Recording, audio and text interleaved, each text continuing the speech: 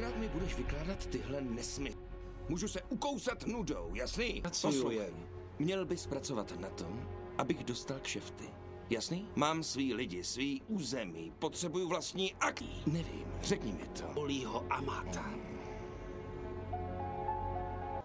Velmi talentovaná. O jak dlouhé době tady mluví? Chtějí. Podívej, vědí, že nebudou nikoho jmenovat.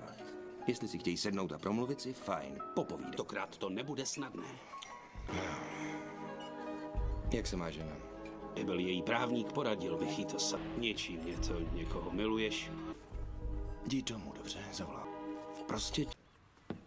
Vy si myslíte, že mě znáte? V mém oboru se snažím číst lidi. To může být někdy těžké, ne? To ano. Jo. Řekněte tedy, je tu v sousedství hezky, bezpečné? Dobrá. Vím, kde vás najdu. Líbí se ti? Tě jen pokud se vyhneš nebezpečným místům, kde můžeš na někoho narazit. Rozumíš? Jo, bez starosti. Poslechni, Troubo. Ještě nikoho nedostali, dokud zůstal bez úhony. Ale něco ti řeknu. Nebezpečný místa ty nejsou jen tady kolem. Jsou tady i tady uvnitř. Chuť na drogy. Chlap začne mít pocit, že na něco zapomněl. Tak jde a hledá to. A dostanou ho. Ozvu se ti.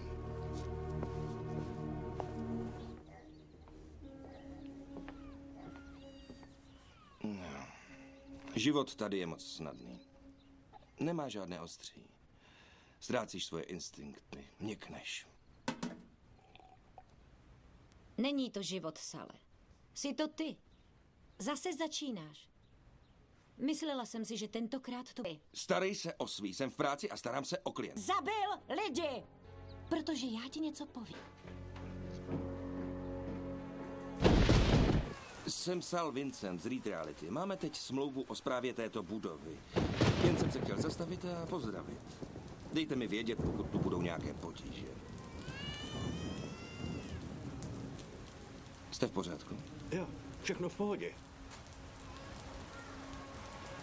Určitě. Jo, jistě.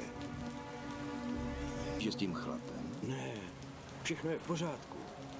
Se mnou můžete mluvit. Co se děje? Chodí za chlápkem jménem Davy Hicks z 2C. A? Drogy, crack, kokain. Mají zbraně. Volal jste policii? Zapomeňte na policii. Hicks dělá pro Larse Ludžeka. Kdo je Lars Ludžek? Odkud jste? Co pak nic nevíte? Nejsem odjinut. Fajn. Všechno bude v pořádku. Říkal jste 2C. Jo. Hele, já jsem vám nic neřekl. Nebojte se. Běžte.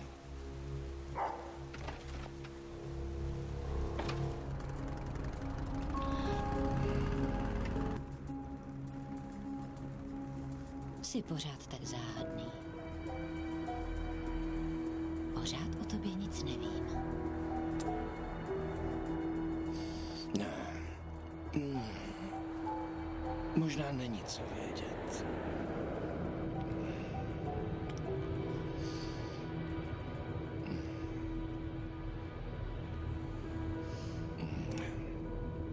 Pojď, jdeme odsud. Už jsem vás viděl.